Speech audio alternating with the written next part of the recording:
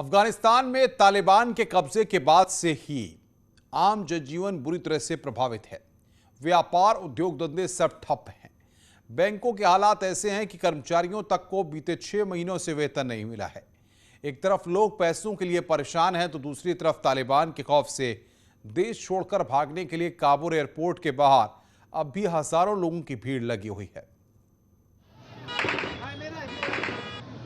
काबुल की सड़क पर आती जाती गाड़ियों की फांक से जो तस्वीरें दिख रही हैं, वो एक बैंक के बाहर जमा भीड़ की है। हाथों में हथियार लिए जो लोग नजर आ रहे हैं वो तालिबानी आतंकी हैं और उनके सामने जमीन पर बैठे लोग। और भीड़ उन लोगों की है जो बैंक के एटीएम से पैसे निकालने पहुंचे हैं।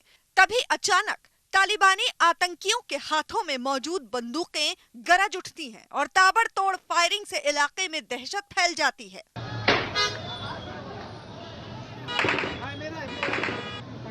बंदूक का मुंह भले ही आसमान की तरफ हो, लेकिन कभी बैठकर तो कभी खड़े होकर फायरिंग करने वाले तालिबानी आतंकियों के मिजाज को यहाँ हर कोई जानता है।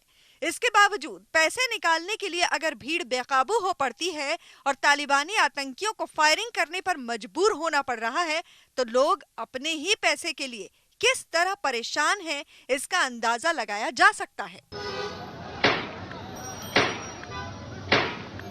अफगानिस्तान पर तालिबान के कब्जे के बाद से वहां का आम जनजीवन बुरी तरह से प्रभावित हुआ है। दफ्तरों में काम करने वाले लोग डर के मारे घर से बाहर नहीं निकल रहे हैं। उद्योग धंधे और व्यापार पूरी तरह से ठप हो चुके हैं। बैंकों की हालत तो ऐसी है कि वहां के कर्मचारियों को पिछले 6 महीने से तनख्वाह ही नहीं मिली।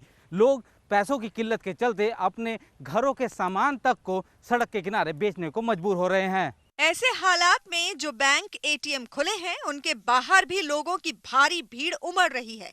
ये तस्वीर काबुल के एजीजी बैंक के बाहर की है, जहां पैसे निकालने के लिए एक दिन पहले ही लोग लाइन में लग गए। कई लोग बीती रात से ही भूखे प्यासे इस लाइन में लगे हैं। नकदी के संकट को देखते हुए बैंकों ने एटीएम से कैश की निकासी सीमा को कम कर दिया है। ऐसे में अब अफगानी नागरिक एटीएम से केवल $200 तक की नकदी ही निकाल सकते हैं। आर्थिक तंगी को देखते हुए काबुल में सैकड़ों अफगानी गुस्से में बैंकों के बाहर विरोध प्रदर्शन भी करते दिखे। इन प्रदर्शनों में बैंक के कर्मचारी भी शामिल हुए।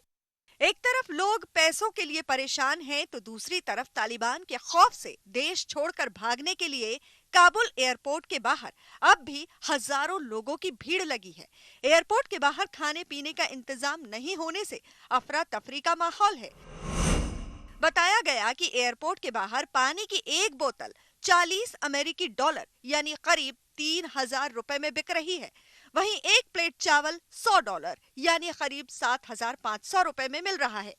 सबसे ज्यादा चौंकाने वाली बात यह है कि दुकानदार अफगानिस्तान की मुद्रा की जगह डॉलर में ही भुगतान की मांग कर रहे हैं।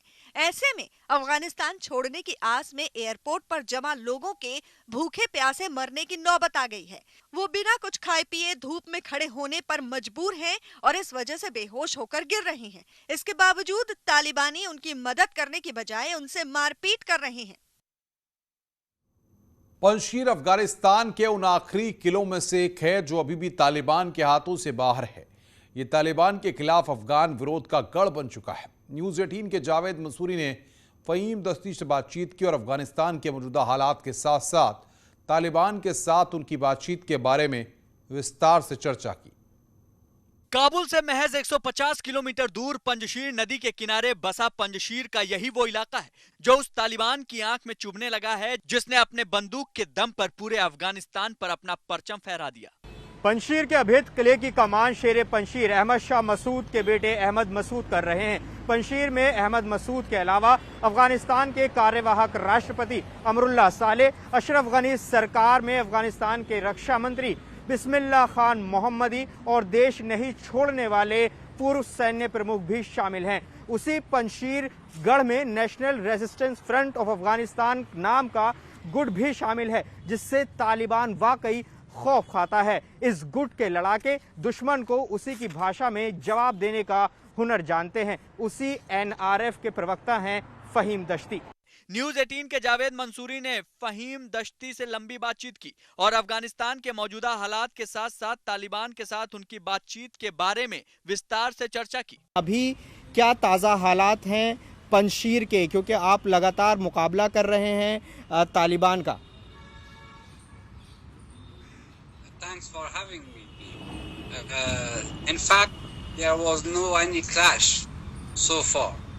Taliban did not attempted to break the war, and we are not willing to break the war. Our intention is to give a chance for negotiation, peace. Afghanistan में सरकार बनाने की कोशिशों के बीच सरकार में अपनी और तालिबान की भूमिका पर फहीम दश्ती ने स्थिति साफ कर दी। Sir, are you negotiating with Taliban as you said? हम ये जानना चाहेंगे कि अभी क्या बातचीत हुई है, आप लोगों की बातचीत हो चुकी है, या अगर हुई है तो कितने दौर की बातचीत हुई है और किन शर्तों के साथ बातचीत हो रही है?